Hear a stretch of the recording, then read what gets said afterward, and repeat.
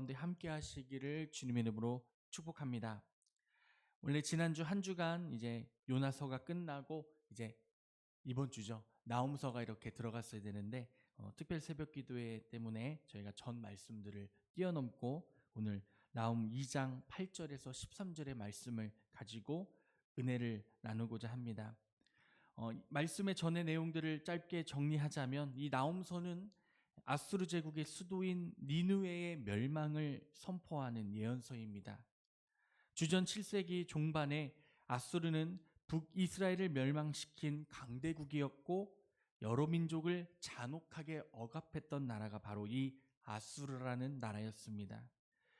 니느웨는 한때 요나의 전도로 회개하였지만 그 회개의 기도의 고백이 오래가지는 못했습니다. 그래서 이 나라가 다시금 교만과 폭력으로 돌아갔고 하나님은 그들의 잔인함과 죄악에 대하여 다시금 심판을 선언하십니다. 그래서 나홈은 니느웨의 멸망이 하나님의 공의로운 선포임을 선포하며 동시에 아수르에게 고통받던 유다에게는 위로의 메시지를 전하는 것이 바로 오늘의 말씀 나홈의 말씀입니다. 오늘 말씀은 그래서 나홈서 2장 8절부터 13절까지의 말씀을 우리가 돌아보는 자가 없도다라는 말씀의 제목을 가지고 은혜를 나누고자 하는데 이 말씀을 통하여 하나님의 그 은혜를 다시 한 번 더 깨닫는 우리 성도님들 되시기를 주님의 이름으로 소망합니다. 그래서 오늘 이 새벽 하나님께서는 우리에게 니느웨를 통해 이렇게 묻고 계십니다. 너는 무엇을 지금 바라보고 있느냐? 그리고 너는 누구를 의지하며 살아가고 있느냐?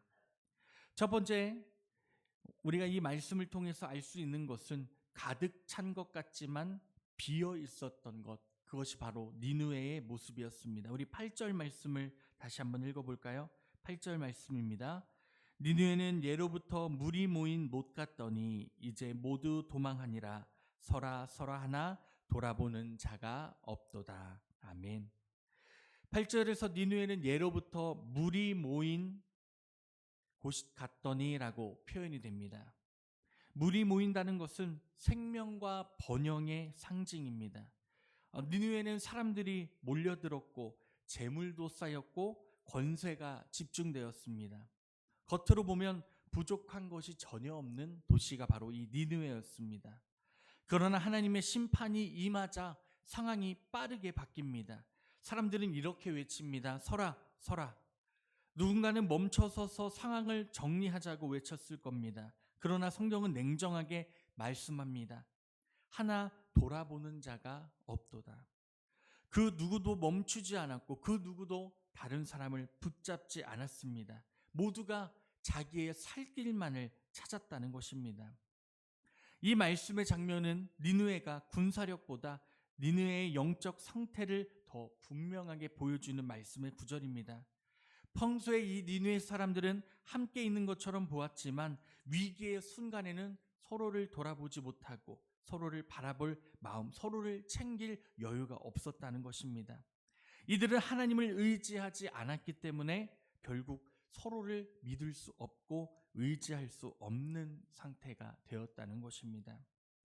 9절과 10절의 말씀을 보면 뭐가 넘쳤다고 말씀에 기록됩니까?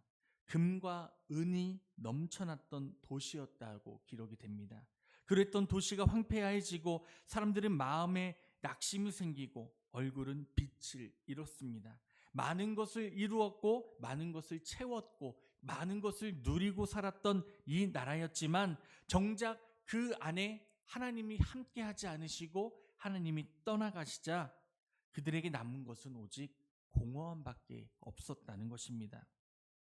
사랑하는 성도님들, 이 새벽 이런 마음이 들지는 않으십니까? 겉으로는 바쁘게 살고 있고 책임도 다하고 있고 할 일도 많은데 마음 한편에 허전한 느낌이 들 때가 있습니다. 혹시나 우리의 삶을, 우리의 마음을 하나님으로 채우기보단 다른 것들로 스스로 채워오지는 않았는지 우리의 마음을 다시 한 번 더 돌아보는 은혜가 있기를 소망합니다. 하나님은 우리가 다시 주님을 바라보기를 원하신다는 것을 꼭 기억하시길 바랍니다. 하나님은 요나를 니느웨에 보내셔서 그들이 변화되기를 바라셨습니다.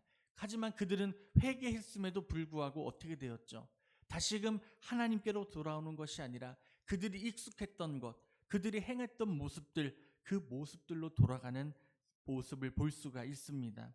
우리도 그렇지 않습니까?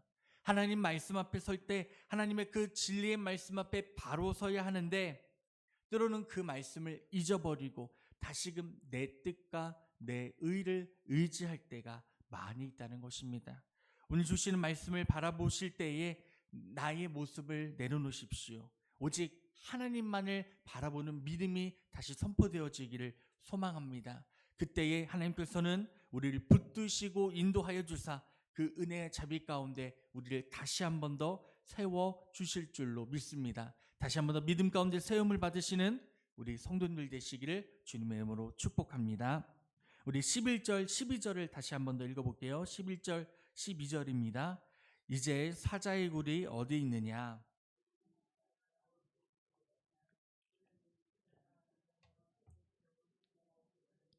그것들을 두렵게 할 자가 없었으며 수사자가 그 새끼를 위하여 먹이를 충분히 찢고 암사자들을 위하여 움켜 사냥한 것으로 그 굴을 채웠고 찢은 것으로 그 구멍을 채웠도다.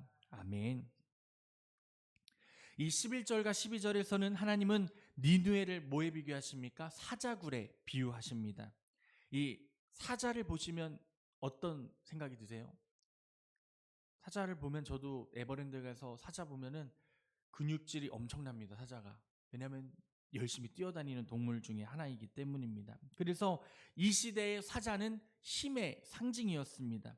젊은 사자, 암사자, 새끼 사자까지 함께 있는 굴은 무엇을 비유하느냐? 그 어떤 공격도 두렵지 않은 공간을 비유하는 겁니다.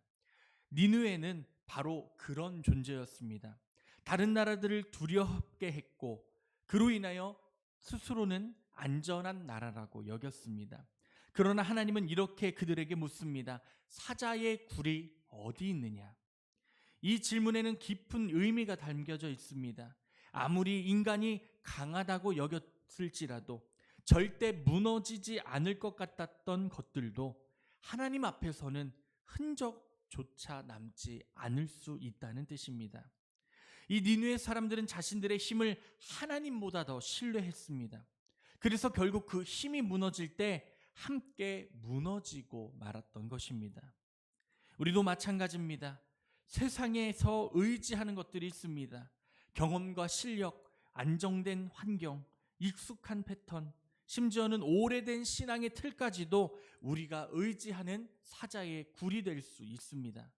그러나 하나님은 우리가 그 굴에 머무르기를 원하지 않으십니다.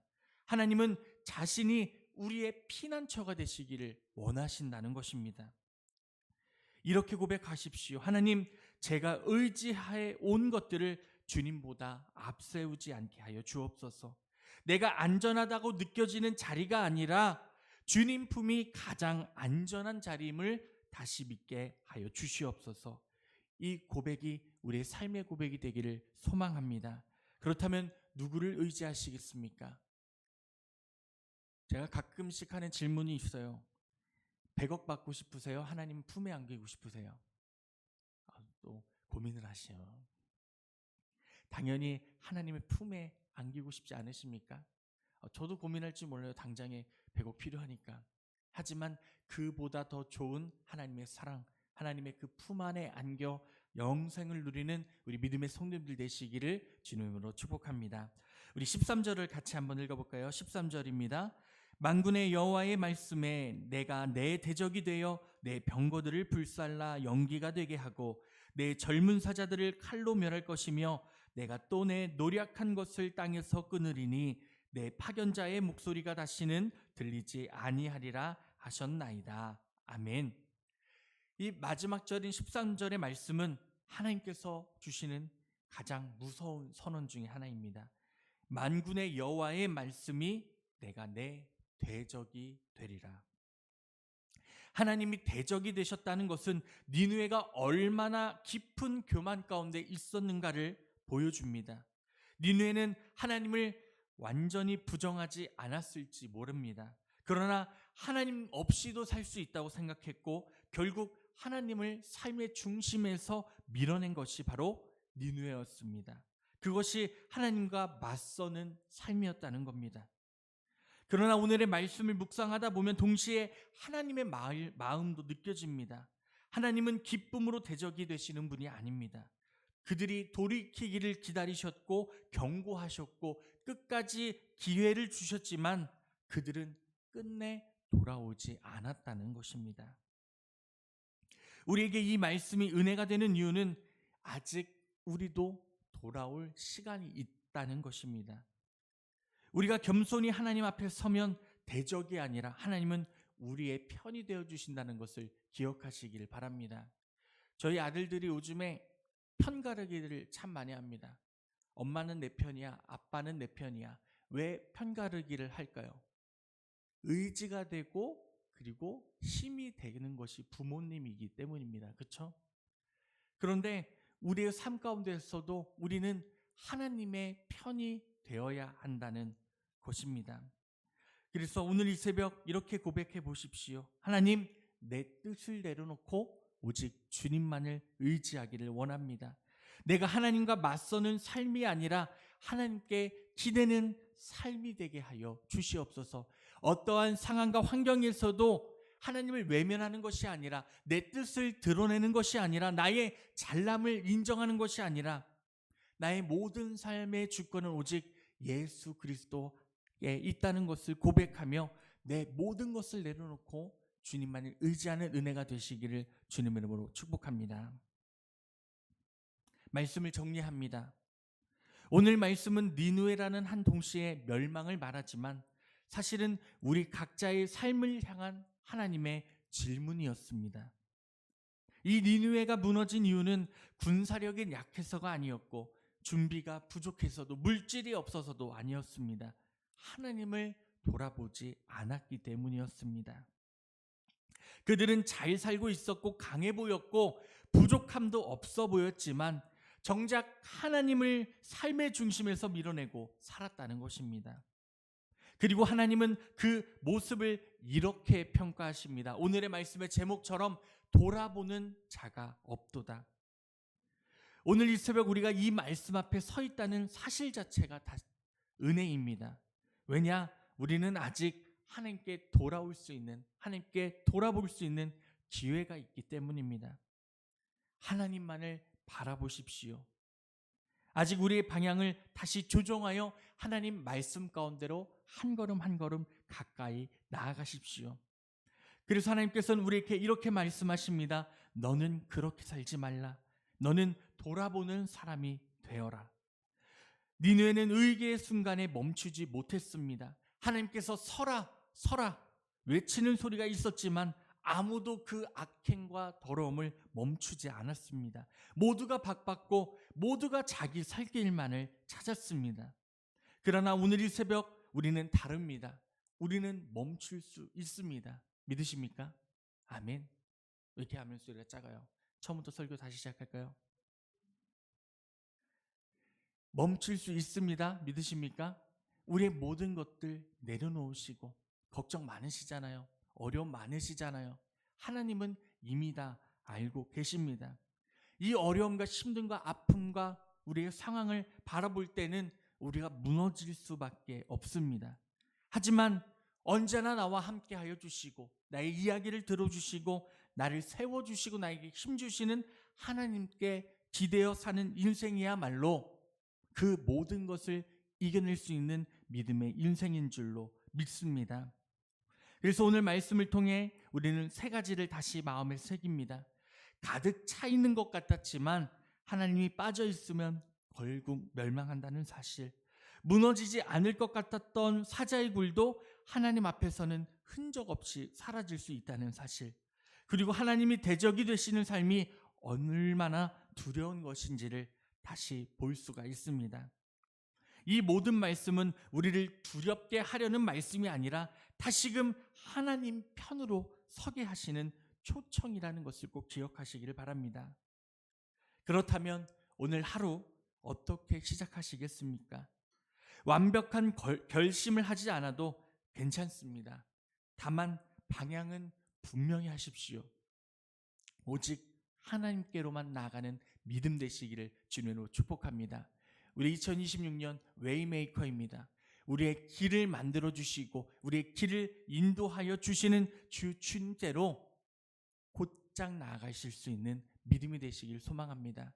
그때에 우리의 모든 어려움과 힘듦과 아픔과 모든 상황을 주님께서는 만져주시고 다시금 회복시켜 주실 줄로 믿습니다. 왜냐? 우리 하나님은 그런 하나님이시거든요.